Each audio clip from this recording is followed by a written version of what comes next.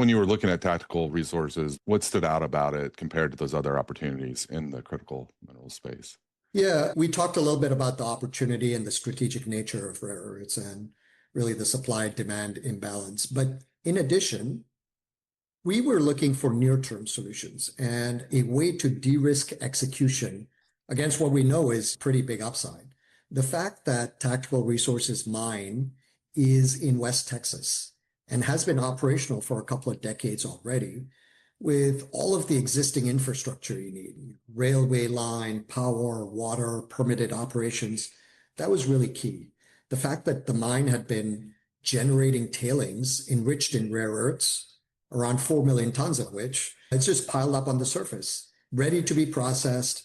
This was very attractive. This means that we have a 10-year head start and don't have to spend multiple billions in building out the infrastructure. It also meant that we can fast track the actual supply and monetization of these rare earths, dramatically different compared to other players.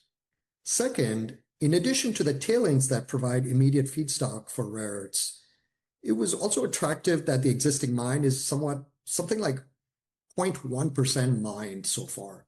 So it's just this massive monolith that represents 50 years of operations before we even put a dent into it. So long runway of successful operations.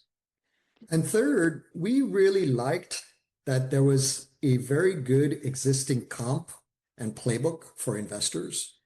We think really highly of MP Materials. And because in many ways our story arc is quite similar to theirs, we're hoping to follow a similar path. They, like us, had an operational mine for multiple decades before pivoting to this current strategy.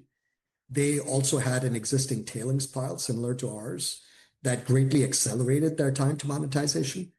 And MP Materials, like Tactical Resources also doing, used that acceleration to go public via de-SPAC. And it's probably become one of the most successful de-SPACs we've seen across all sectors. So we really like this playbook. We think investors like this playbook.